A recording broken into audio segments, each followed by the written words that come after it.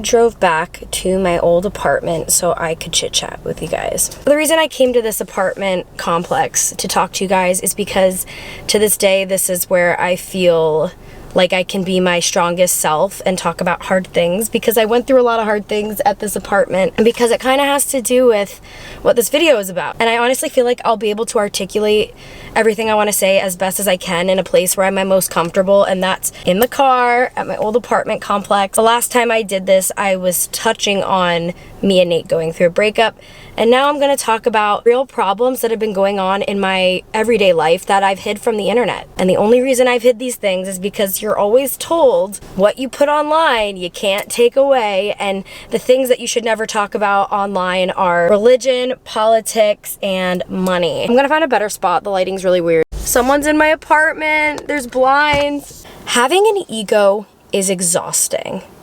And I never was that type of person to have an ego.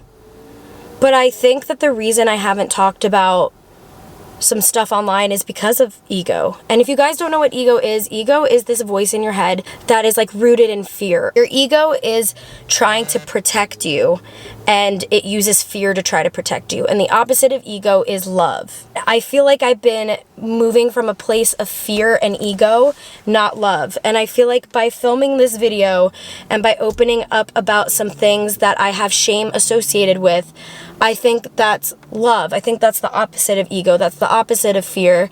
And I'm ready. This is the elephant in the room of being an influencer. You're always told you have to be relatable, but still have a life that people strive to want, or be some type of inspiration for somebody while still being relatable. For some people, like Emma Chamberlain comes to my mind. She has like a mansion that no one her age can afford, but she's so relatable. And that's like the ideal influencer. And I feel like the reason I haven't talked about what I'm about to talk about sooner is because I thought I would be failing as an influencer to talk about how I failed in 2022 and how 2023 has been a very, very hard start because of things that went down in 2022. I went through a breakup in 2022. You know, normally like breakups suck, right? I was expecting the fall. I was expecting the sadness, the grief when I made that decision. I knew the domino effect that was probably gonna happen if we broke up, which is the fact that he worked for me. He was my videographer. Like, how great having an in-house videographer when you're a YouTuber. He was my drummer. How great when you're an independent music artist, part of your band. Like all of this, if you don't see where I'm getting at, involves money. Money is that one thing that I've never seen an influencer talk about, which is why it's been so hard to be authentic on my vlog channel. I thought that by talking about some financial struggles that it would make me a failure of an influencer, because, you know, a lot of you guys comment, you raised me, and it's like, well, how shitty if someone you used to look up to is dealing with like embarrassing, shameful problems. And like, that's why I never wanted to be like real like this on camera. But with all the downtime I've had and all the depressive episodes I've had of laying in bed, I keep coming back to why do I do this and why do I make videos? And that's like outside of the art, outside of the editing, which I do love. The reason I make videos is because I feel like I want to make other people feel understood. And I think that's when I started opening up about mental health on YouTube. I remember back in the 2015 YouTuber days, like no YouTubers really talked about when they were going through depression and stuff. And I feel like I was one of like the first people to like really go towards the nitty-gritty and the dirty and share that stuff that nobody was sharing. And like, I have a lot of mental health problems, and it's always going to be a lifelong struggle. But there's like a new struggle that has opened up into my life. To maintain relevancy and to keep your numbers up and to keep your business going, you have to invest in it. You have to invest in your business. Like when they say money makes money, it's not a lie.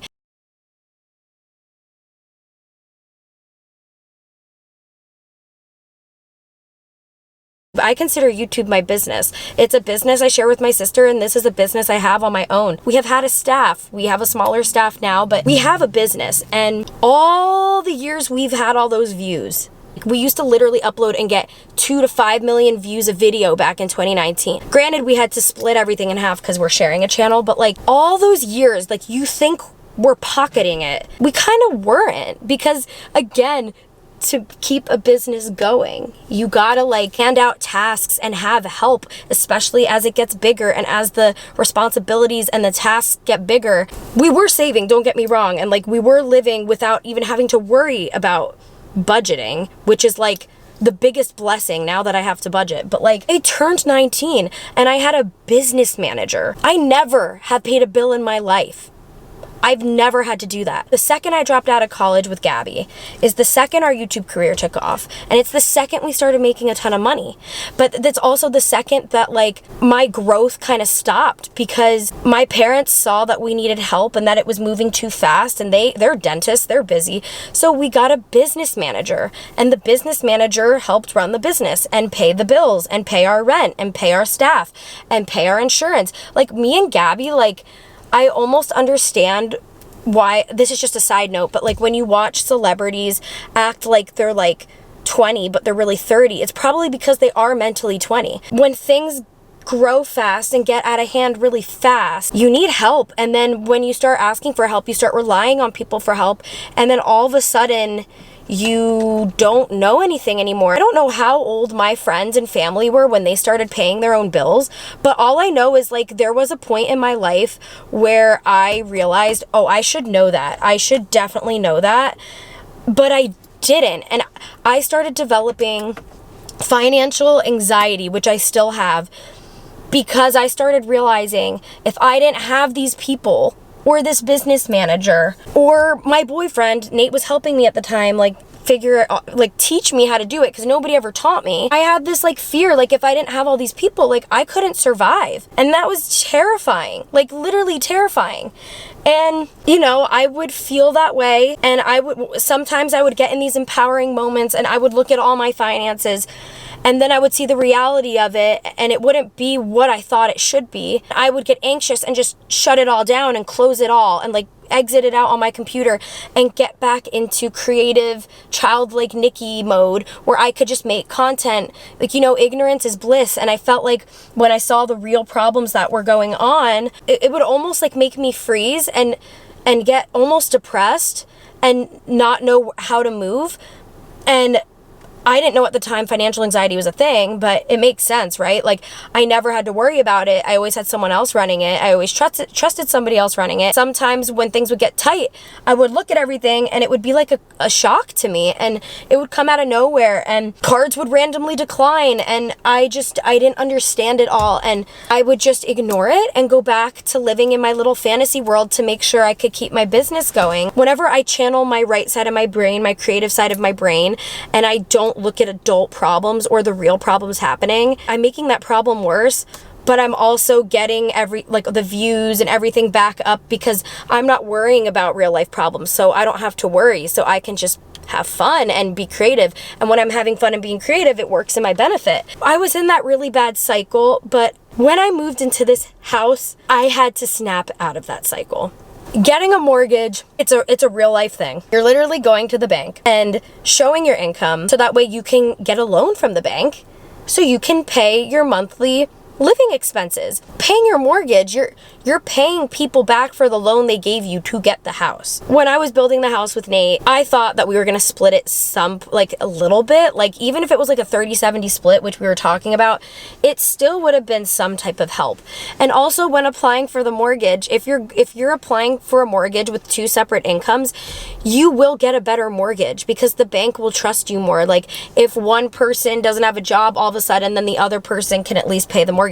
It's like a trust thing. You have to literally prove to the bank, you can give me this good loan. I promise I'll pay it. Me being self-employed, running a business myself, and not having a partner going in on it with me, right away got a bad mortgage. Also real estate is a mess right now. And when we started building the house, I really don't think it was the time to do it. But I'll be honest, like the house wasn't my idea. Like Nate did want the house. And I thought in my mind, You know, we've been cooped up in this apartment. I don't know if another pandemic's gonna happen. I need more space. We're gonna film Niki and Gabby out of this house. I'm gonna split the mortgage with Nate somehow. I'm gonna get a good mortgage because I'm going in with a partner. It all made sense. But as you guys can tell, 2022 did not go as planned. I didn't get a good rate for my mortgage, and I am what you call, I hate this term, but I just learned it today, but like house poor. I have never ever dealt with anything like this, and it's the craziest thing, right? Because I'm living in such a nice neighborhood with people that are way older than me that you can tell have like saved up their whole lives to live in these houses, right? So I'm living in this neighborhood. I'm paying my mortgage. I can pay it, but it's a really high mortgage. Like, you would think I was living in $1 million home or like a $1.2 million home in Los Angeles for how much I'm paying.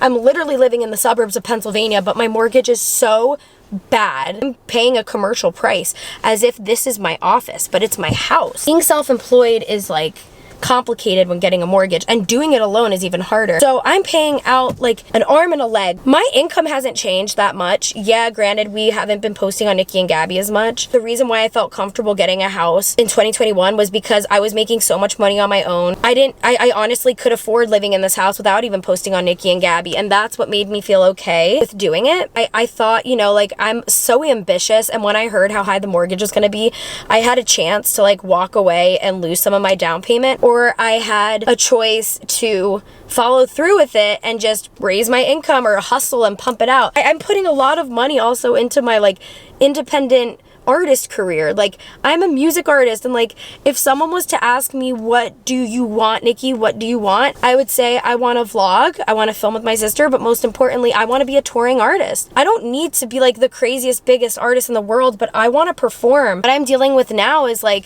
I'm paying my mortgage, but I don't have really wiggle room anywhere else in my life. You know, I get these really cool opportunities to go to LA or to like go on tour, and we make it work, and I make it work, but I can't have it all. Like, you can't have your cake and eat it. I'm spending on that. I'm spending on my mortgage. There's literally no money going towards me anymore. I can't tell you the last time I had a shopping spree that wasn't a sponsored video. A lot of the things I wear are sent for free in exchange for a post, or it's a sponsorship. I miss shopping sprees. I used to love shopping. I did New York Fashion Week at a really good budget. Like, I'm really lucky that I know some really good people that believe in me, and they understand the current situation, and I know this isn't forever, and they know this isn't forever while I figure out what I'm doing with the house. But I'm so blessed, and I'm so grateful, and I'm so lucky that I've been able to keep my editor and have a stylist and still get my hair done by talented people, be able to attend these things, and I'm really lucky, and I'm counting my blessings. But there is also a recession going on. Brands don't have as much money as they once had. Like, I was an OG YouTuber. You have to remember, there was no TikTok. It was just like OG YouTubers taking up the entire ad space. If any brand wanted like an influencer to hire, they would go to YouTube, and now it's like there's a million options. I get it. Brands are getting smarter. They're working smarter, not harder. I'm not complaining. I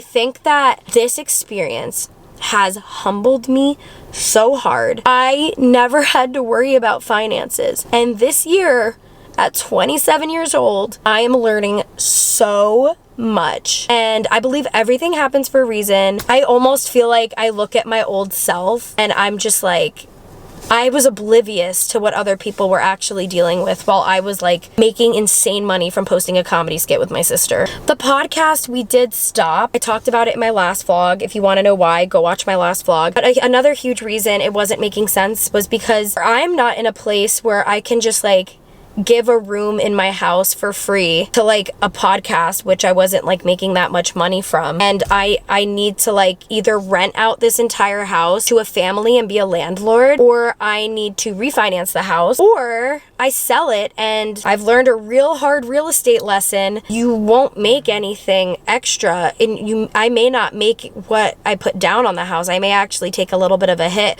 and walk away with less than what I put down on the house. But that's real estate. Like, you buy a house when you know you're gonna own it for at least 5 to 6 years. You can't just buy it and then sell it in 6 months. Like, but if I was to sell the house, I would be free financially. I would get a lot of my down payment back, and I would be a free little bitch again, and I would be able to like spend on my content. And I would hate to have to do that, and I'll tell you why. I'm in a huge transition in life right now, and I'm known for being impulsive, and I don't want to sign a lease in LA or sign a lease in Brooklyn.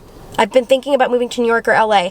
The reason I don't want to sign these leases right now is because I'm going through a transition and I'm changing by the month, and I don't want to put myself through that where I'm moving somewhere and then like I hate it and it's another depression. It's like the one thing I do like about the house is that we can film Nikki and Gabby out of it. I have room for to film any type of content, but I like want to be able to spend on my videos again while pursuing music. Music is so expensive. I do have to say I am really lucky to have, I do have a company that's backing all my music. I have a distribution deal where I have X amount of money behind 6 masters and a project, which I do have an EP coming out in the summer. And the reason why I've been going through it is because I'm so lucky. I am so lucky that a company believes in me as an artist and loves me as an artist to where they put a lot of money behind my music, to where I can work with incredible producers and have incredible mixes.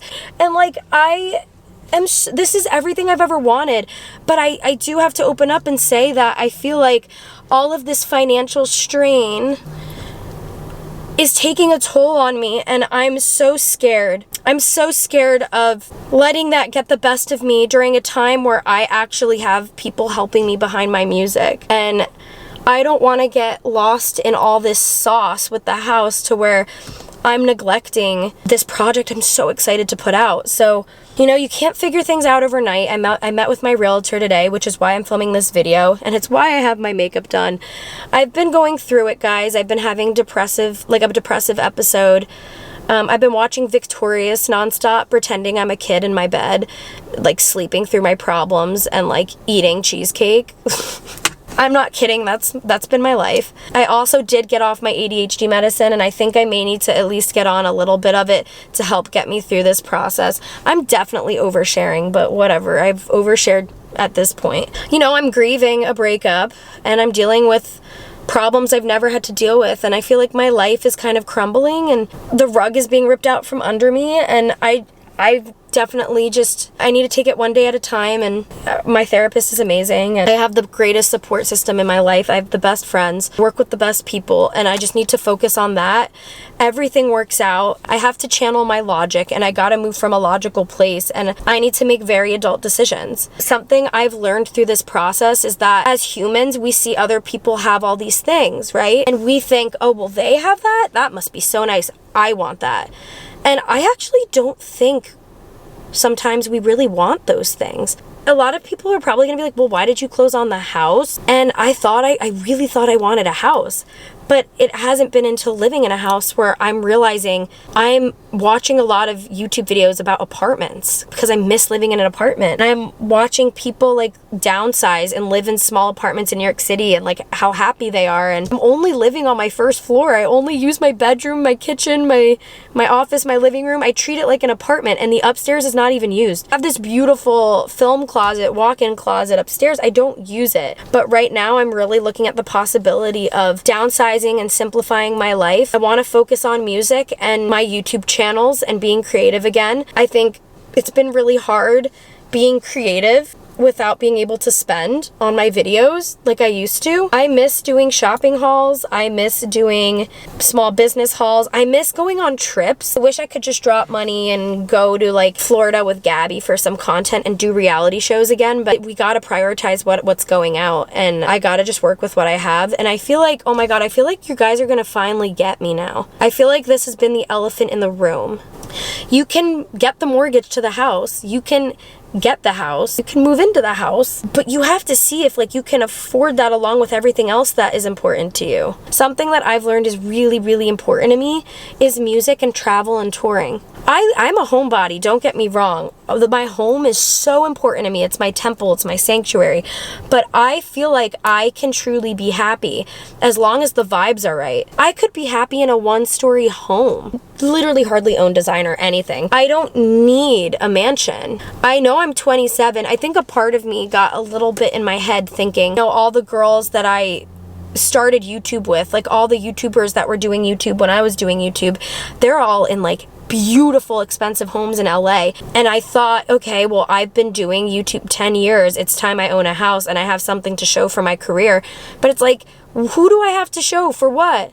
It's all about what I want, like what makes me happy. And what's really crazy is like, I used to not watch those types of vloggers because I didn't want a big house. Like I didn't really watch those vlogs, but for some reason when Nate wanted the house and then I had a chance to walk away when we broke up, I think I followed through with it because I think I had like some type of like seniority complex where I'm like, I'm an OG YouTuber, I should have a house by now, and I closed on it. You know, I could end up keeping the house and I could end up refinancing it and it could go great. Okay, case closed, and then I can open up my life again. Or I could end up selling it and moving into a really cute apartment in Brooklyn. Or even here. I kind of thrive in comfort as long as I have the money to travel and go to LA. I went from flying first class to coach, and looking back, I used to cry about flying coach, and now I'm like, I'm happy I can afford tickets to go to LA. Like, I feel like this whole experience has humbled me, and I see the light at the end of the tunnel, especially after meeting with my realtor today. I just have to make a decision once I get some answers. It's gonna take a few months to get answers, but once I do get answers, just gotta make a decision. I gotta commit to it. I'm not attached to any outcome right now. I'm open to what the universe and God has in store for me. I'm just gonna flow with it and I'm gonna go with it. And this is me opening up about financial struggles as an influencer, and I can't believe I'm doing it. I want to actually be able to save money to go on a vacation. I've gone on trips for content, for reality shows. I went on one vacation to Bora Bora, which was insane, with Tarte.